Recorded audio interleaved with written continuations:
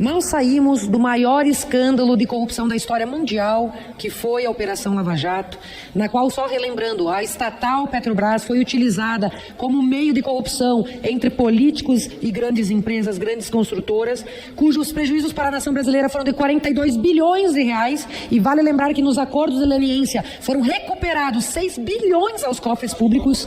Mal saímos desse escândalo e vemos novamente essa semana a queda das ações da Petrobras. E sabe por quê, senhoras e senhores?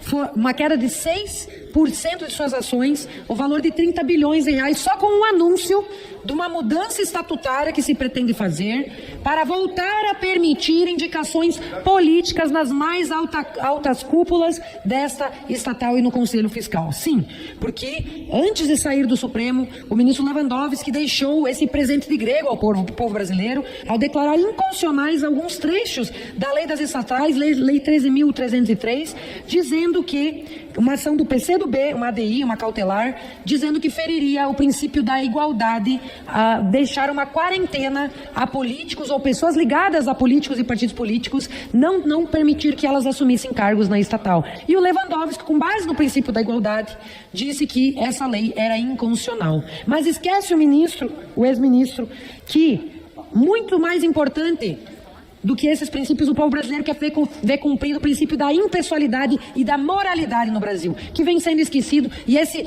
argumento fajuto para permitir voltar a aparelhar a estatal, a gente vai ver acontecer. Ou seja, basta o PT voltar ao poder, que quer reaparelhar as estatais com políticos para repetir os erros do passado. E nisso, repito, só essa semana foram 30 bilhões de reais em perda de valor de mercado, só com o anúncio da mudança do estatuto para permitir aparelhamento político.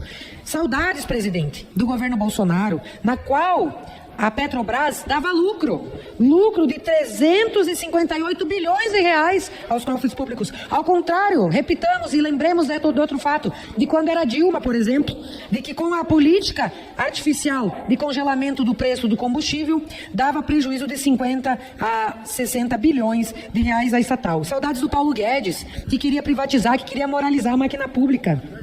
Saudades, presidente, de termos uma primeira-dama com postura, com causas sociais, uma primeira-dama que pensava nos surdos, nos deficientes e fazia inclusão. E não essa primeira-dama, por exemplo, presidente, que se quer se comportar mais como uma verdadeira presidente da República e não teve um só voto. Uma mulher que interfere na agenda dos ministros, na pasta dos ministros, que faz viagens, que quer representar o governo brasileiro, mas não tem legitimidade, que não tem postura. Até os próprios ministros estão reclamando da postura dessa primeira-dama.